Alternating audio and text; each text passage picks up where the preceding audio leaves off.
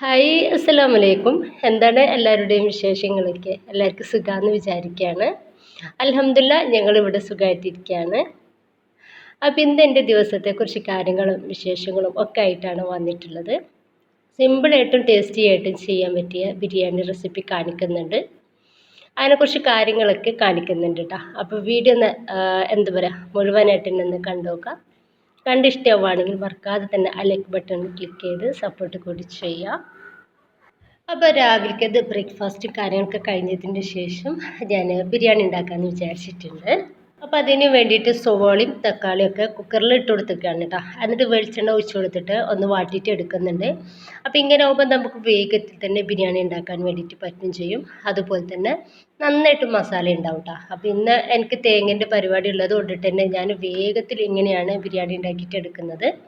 അപ്പോൾ അതാ തക്കാളിയും ഉള്ളിയും ഒക്കെ നന്നായിട്ട് വേവായിട്ടുണ്ട് കേട്ടോ. അപ്പോൾ കുക്കറൊന്ന് മാറ്റി വെച്ചിട്ടുണ്ട്. ഇനിയിപ്പോൾ ഞാനിതാ വേറൊരു പാത്രം ഗ്യാസിലേക്ക് വെക്കുന്നുണ്ട് കേട്ടോ. അപ്പോൾ ഉള്ളിയും തക്കാളിയൊക്കെ വാട്ടിയിട്ട് എടുത്തത് കൊണ്ടിട്ട് തന്നെ വേഗത്തിൽ നമുക്ക് ബിരിയാണി റെഡി ആയിട്ട് കിട്ടും.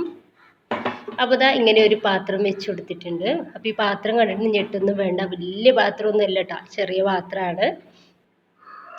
അപ്പോൾ ഇതാ അതിലേക്ക് ഞാൻ വെളിച്ചെണ്ണയാണ് കേട്ടോ ഒഴിച്ച് കൊടുക്കുന്നത്.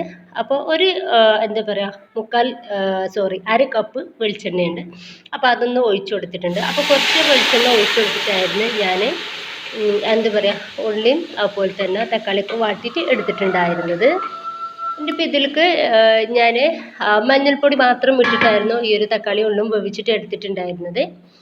ഇനിയിപ്പോൾ ഇതിലേക്ക് മസാലകളൊക്കെ നമുക്ക് ഇട്ടെടുക്കാം കേട്ടോ. ഇനിയിപ്പോൾ ഞാൻ ആദ്യം തന്നെ ഇതൊന്ന് മിക്സ് ആക്കിയിട്ട് എടുക്കുന്നുണ്ട്. ഇനിയിപ്പോൾ ഉപ്പ് വേണമെങ്കിൽ ഉപ്പൊക്കെ ഒന്ന് ചേർത്ത് കൊടുക്കുക.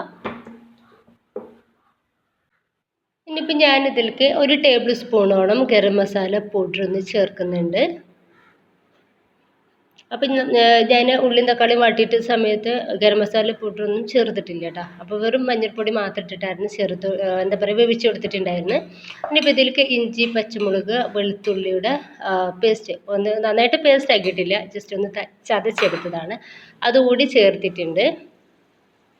ഇനിയിപ്പോൾ ഇതാ ഞാൻ ഇതൊന്ന് മിക്സ് ആക്കി കൊടുക്കുന്നുണ്ട്. അപ്പോൾ ഇനിയിപ്പോൾ നമ്മളിതിലേക്ക് എണ്ണയൊന്നും ഉപയോഗിക്കണ്ട കേട്ടോ. അപ്പോൾ ഈ ഒരു എണ്ണ മാത്രം വെച്ചിട്ടാണ് ഞാൻ ഒരു ബിരിയാണി ഉണ്ടാക്കിയിട്ട് എടുക്കുന്നത്. അപ്പോൾ ടേസ്റ്റി ആയിട്ടും സിമ്പിളായിട്ടും നമുക്ക് വേഗത്തിൽ ചെയ്യാൻ വേണ്ടിയിട്ട് പറ്റുന്ന ഒരു ബിരിയാണി റെസിപ്പിയാണ്. അപ്പോൾ നിങ്ങൾ ഇതുവരെ ഇങ്ങനെ ഒരു ബിരിയാണി ഉണ്ടാക്കിയിട്ട് നോക്കിയിട്ടുണ്ടാവില്ല കേട്ടോ. അത്രയും ടേസ്റ്റുള്ള ബിരിയാണിയാണ് കാണിക്കുന്നത്. ഇനിയിപ്പോൾ ഇതിലേക്ക് മല്ലിപ്പൊടി അതുപോലെ തന്നെ എന്താ പറയുക മുളക് പൊടി 1 ടീസ്പൂണും മല്ലിപ്പൊടി 1/2 ടീസ്പൂണും ഇട്ട് കൊടുത്തിട്ടുണ്ട്. ഇനിയിപ്പോൾ ഞാനത് നന്നായിട്ടൊന്ന് മിക്സ് ആക്കിയിട്ട് എടുക്കുന്നുണ്ട്. ഇനിയിപ്പോൾ ഇതിലേക്ക് 2 മാഗി ക്യൂബാണ് ചേർക്കുന്നത് കേട്ടോ ഈ ഒരു മസാലയിലേക്ക്. അപ്പം ഒന്നുകൂടി ഞാൻ ചേർത്ത് കൊടുക്കുന്നുണ്ട്. അപ്പം നമ്മളതായിട്ടുള്ള ഓരോ റെസിപ്പീസുകൾ നോക്കിയിട്ട് അങ്ങനെ ചെയ്ത് നോക്കാം.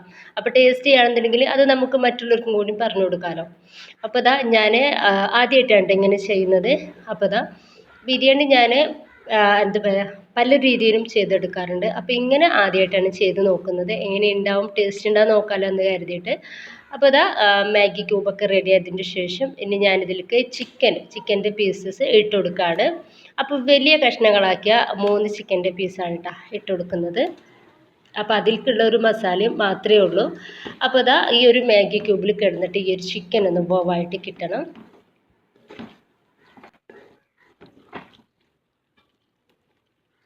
അപ്പോൾ ഈ ഒരു മീഡിയം ഫ്ലെയിമിലിട്ടിട്ട് നമുക്ക് ഈ ഒരു ചിക്കൻ ഒന്ന് വേവാക്കിയിട്ട് എടുക്കാം.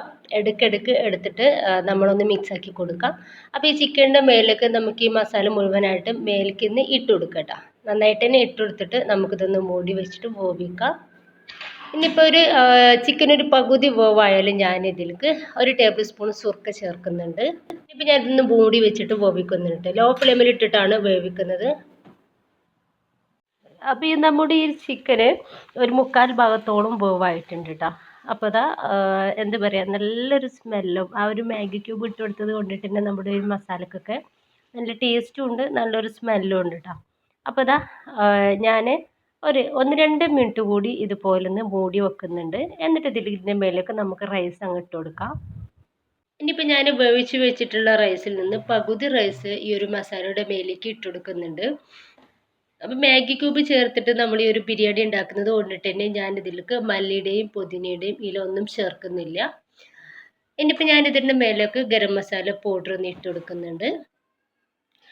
ബാക്കി റൈസ് കൂടി ചേർത്തിട്ട് ഇതുപോലെ തന്നെ ചെയ്തെടുക്കുന്നുണ്ട് കേട്ടോ. എന്നിട്ട് ഞാൻ ഏറ്റവും മേലെ ഉള്ള അതിലേക്ക് കുറച്ച് ആർക്കേജ് ഒഴിച്ച് കൊടുക്കുന്നുണ്ട്. വളരെ കുറച്ച് മാത്രം ചേർത്ത് കൊടുക്കുന്നുള്ളൂ. എന്നിട്ട് ഇതൊന്ന് മൂടി വെച്ചിട്ട് ഒരു 2-3 മിനിറ്റ് ഞാൻ ഏറ്റവും ലോ ഫ്ലെയിമിൽ ഇട്ടിട്ടൊന്ന് ഗ്യാസ് കത്തിച്ച് കൊടുക്കുന്നുണ്ട്. 2-3 മിനിറ്റ് മാത്രം മതി. എന്നിട്ട് നമുക്കിതൊന്ന് മൂടി വെക്കാം. എന്നിട്ട് ഒരു അരമണിക്കൂറൊക്കെ കഴിഞ്ഞതിന് ശേഷം നമുക്കിതൊന്ന് തുറന്ന് നോക്കിയിട്ട് എന്താ പറയുക, നമുക്ക് ഭക്ഷണം കഴിക്കാൻ വേണ്ടിയിട്ട് ഒന്ന് എടുക്കാം. ഇനിയിപ്പോൾ ഞാൻ ഈ ഒരു മേളിലുള്ള റൈസ് മാത്രം വേറൊരു പാത്രത്തിലേക്ക് മാറ്റുന്നുണ്ട് കേട്ടോ.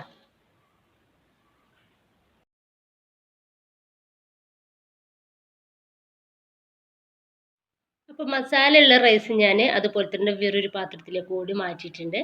അപ്പോൾ അതാ ചിക്കൻ്റെ പീസസ് വേറൊരു പാത്രത്തിലേക്ക് മാറ്റുന്നുണ്ട് കേട്ടോ. അപ്പോൾ നന്നായിട്ട് മസാല ഉള്ളത് ഞാൻ ആ ഒരു നമ്മുടെ ചെമ്പിൽ തന്നെ വെച്ചിട്ടുണ്ട്. അപ്പോൾ ചെറുതായിട്ട് മസാലയും കാര്യങ്ങളൊക്കെ ഉള്ളതാണ് വേറൊരു പാത്രത്തിലേക്ക് മാറ്റിയിട്ടുള്ളത്. ഈ ഒരു മസാല ഞാൻ നന്നായിട്ടൊന്ന് മിക്സ് ആക്കി കൊടുക്കുന്നുണ്ട്. നല്ലൊരു സ്മെല്ലൊക്കെ വരുന്നുണ്ട് കേട്ടോ ഈ ഒരു ടൈമിൽ. ഇനിയിപ്പോൾ ഇതിലേക്ക് നമ്മൾ മാറ്റി വെച്ചിട്ടുള്ള റൈസ് ഇട്ട് കൊടുക്കാം.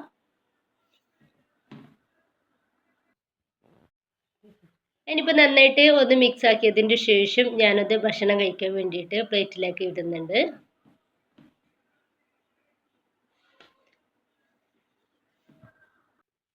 പിന്നെ ഇതിലേക്ക് ഞാൻ ചമ്മന്തിയും അച്ചാറുമാണ് സൈഡ് ഡിഷായിട്ട് ഉണ്ടാക്കിയിട്ടുണ്ടായിരുന്നു കേട്ടോ. ഇനിയിപ്പോൾ ഇതാ ചിക്കൻ്റെ പീസ് ഒന്ന് വെച്ചെടുക്കുന്നുണ്ട്.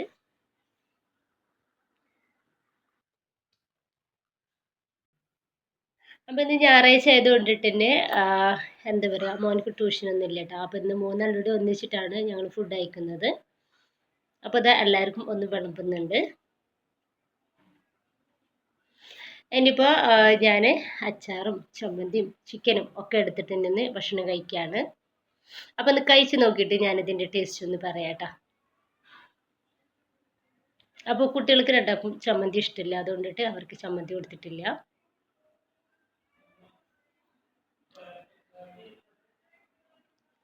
അപ്പോൾ സൂപ്പർ ടേസ്റ്റിന് കേട്ടോ. റൈസ് മാത്രം കഴിച്ചാൽ തന്നെ നമുക്ക് മതിയാവും, അത്രയും ടേസ്റ്റ് ഉണ്ട്. അപ്പോൾ അടിപൊളി ടേസ്റ്റാണ്. അപ്പോൾ ഇങ്ങനെ നിങ്ങൾ ആരും ബിരിയാണി ഉണ്ടാക്കി നോക്കിയിട്ടുണ്ടാവില്ല കേട്ടോ. ഈ ഒരു മാഗി ക്യൂബ് വെച്ചിട്ട് അപ്പോൾ ഇങ്ങനെ ഒന്ന് ഉണ്ടാക്കി നോക്കണേ. എന്നിട്ട് നിങ്ങളുടെ അഭിപ്രായങ്ങൾ അറിയിക്കണേ. അപ്പം ഇനിയിപ്പോൾ അതാ ചോറൊക്കെ അത് കഴിക്കുകയാണ്. എന്നിട്ട് ഇൻഷാല്ല ബാക്കി കാണാം. ഇനിയിപ്പോൾ അതിൻ്റെ ഇടയിൽ എൻ്റെ തേങ്ങ ചിക്കലും കാര്യങ്ങളും ഒക്കെ കഴിഞ്ഞിട്ടുണ്ടായിരുന്നു കേട്ടോ. അപ്പോൾ ഇന്ന് വെയിൽ കുറവുള്ളൊരു ദിവസമായിരുന്നു. അപ്പോൾ നല്ല മഴക്കാറുണ്ട്, മഴക്കാറ് വരുന്നുണ്ട്, അതുപോലെ തന്നെ വെയിൽ വരുന്നുണ്ട് പോകുന്നുണ്ട്, അങ്ങനെ ഒരു ദിവസമാണ് കേട്ടോ. എന്നാലും ഞാൻ രാവിലെ തന്നെ ഇതിൻ്റെ ഇടയിൽ കൂടെ ഈ ഒരു പണിയും കാര്യങ്ങളൊക്കെ കഴിഞ്ഞിട്ടുണ്ടായിരുന്നു. കാരണം തേങ്ങ ഉണങ്ങണം എന്നുള്ളത് നമുക്ക് മസ്റ്റാണല്ലോ. അപ്പം പിന്നെ അതൊക്കെ കഴിഞ്ഞതിൻ്റെ ശേഷം ഫുഡൊക്കെ കഴിഞ്ഞ് കുറച്ച് കഴിഞ്ഞിട്ടുണ്ടായിരുന്നു. ഇനിയിപ്പോൾ ഇത് വൈകിട്ടായിട്ടുണ്ട് കേട്ടോ. അപ്പോൾ തേങ്ങയൊക്കെ ഒന്ന് വാരാൻ വേണ്ടിയിട്ട് പോവുകയാണ്. വൈകുന്നേരം ആയിട്ടുണ്ട്. അപ്പോൾ എന്തായാലും വെയിലില്ല കേട്ടോ, വെയിൽ പോയിട്ടുണ്ട്. അപ്പോൾ തേങ്ങയൊക്കെ ഒന്ന് വാരി വെക്കുകയാണ്. അപ്പോൾ ഈ ഒരു തേങ്ങ നമ്മൾ പൊളിച്ച് ഒന്ന് മില്ലിൽ കൊണ്ടുപോയിട്ട് ആട്ടിയിട്ട് വരുന്നേരം നമുക്ക് ഭയങ്കര പണി തന്നെ ആയിരിക്കും കേട്ടോ. ഒരുപാട് പണി ഉണ്ടാവും. അപ്പോൾ ഇതാ ഇനിയിപ്പോൾ അതൊക്കെ ഒന്ന് എടുത്ത് വെക്കുകയാണ്.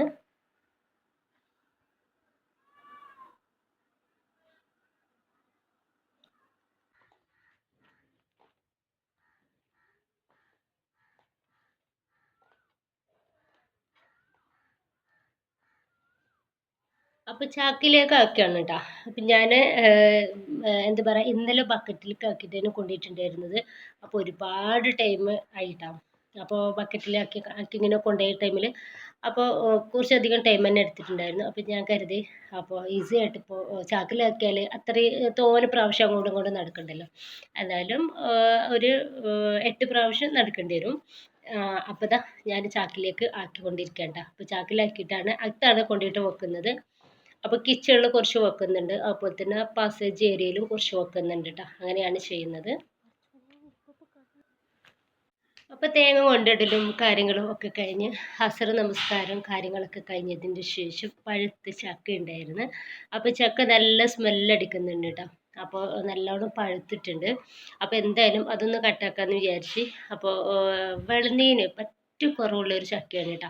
അപ്പം ഞാൻ ഈ ഒരു കത്തിയിലും അതുപോലെ തന്നെ കൈമലൊന്നും എണ്ണ ഒന്നും ആക്കിയിട്ടില്ല.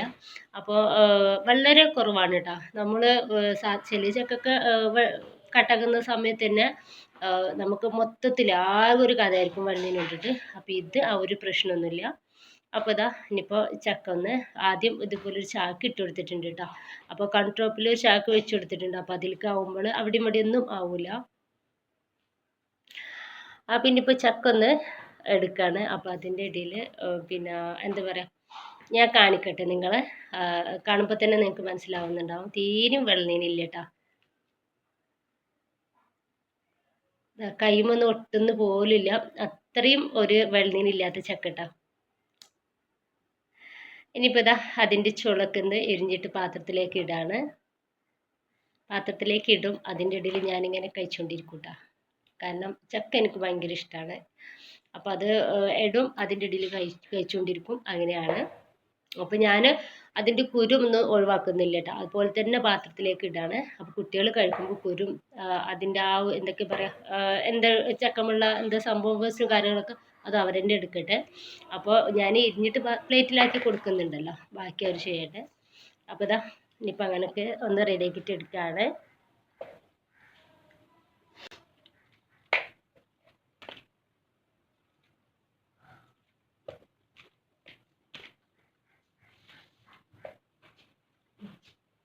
അപ്പോൾ ഇതാ ചക്കയൊക്കെ എല്ലാതും ഇരിഞ്ഞ് പാത്രത്തിലാക്കിയിട്ടുണ്ട്. നല്ല മധുരമുള്ള ചക്കയായിരുന്നു കേട്ടോ. പക്ഷേ ഈ ചുള വലിയ വലിപ്പമില്ല, ഒരു മീഡിയം സൈസുള്ള ഒരു വലിപ്പത്തിലുള്ള ചുളയായിരുന്നു. അപ്പോൾ നല്ല ടേസ്റ്റ് ഉണ്ടായിരുന്നു, നല്ല മധുരമുണ്ട്, നല്ല പൊടിയുള്ളൊരു ചക്കയായിരുന്നു കേട്ടോ. അപ്പോൾ ഇത് വീട്ടിലുണ്ടായതല്ല.